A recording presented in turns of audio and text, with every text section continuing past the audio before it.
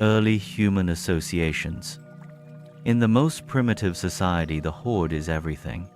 Even children are its common property.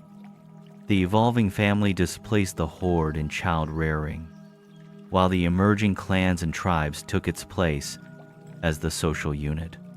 Sex hunger and mother love established the family. But real government does not appear until superfamily groups have begun to form.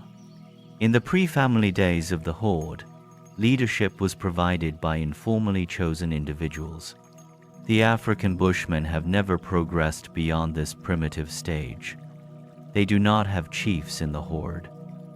Families became united by blood ties in clans, aggregations of kinsmen, and these subsequently evolved into tribes, territorial communities.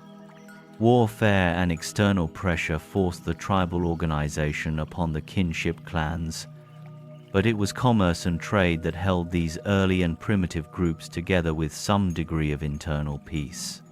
The peace of Urantia will be promoted far more by international trade organizations than by all the sentimental sophistry of visionary peace planning. Trade relations have been facilitated by development of language and by improved methods of communication, as well as by better transportation. The absence of a common language has always impeded the growth of peace groups, but money has become the universal language of modern trade. Modern society is largely held together by the industrial market. The gain motive is a mighty civilizer when augmented by the desire to serve. In the early ages, each tribe was surrounded by concentric circles of increasing fear and suspicion. Hence, it was once the custom to kill all strangers, later on, to enslave them.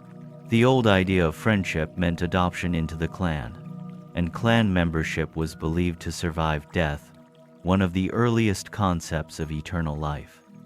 The ceremony of adoption consisted in drinking each other's blood.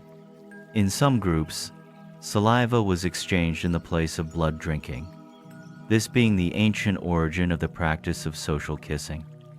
And all ceremonies of association, whether marriage or adoption, were always terminated by feasting. In later times, blood diluted with red wine was used, and eventually wine alone was drunk to seal the adoption ceremony, which was signified in the touching of the wine cups and consummated by the swallowing of the beverage. The Hebrews employed a modified form of this adoption ceremony. Their Arab ancestors made use of the oath taken while the hand of the candidate rested upon the generative organ of the tribal native. The Hebrews treated adopted aliens kindly and fraternally. The stranger that dwells with you shall be as one born among you, and you shall love him as yourself. Guest friendship was a relation of temporary hospitality.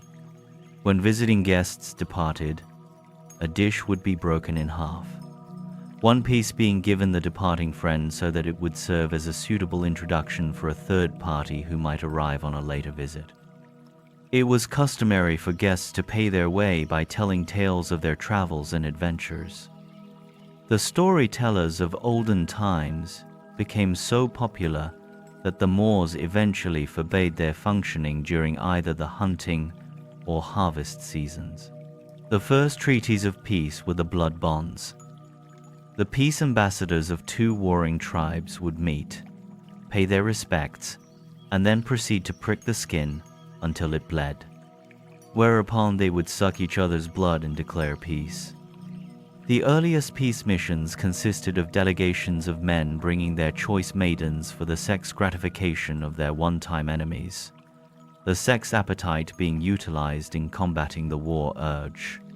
The tribe so honored would pay a return visit with its offering of maidens, whereupon peace would be firmly established. And soon intermarriages between the families of the chiefs were sanctioned.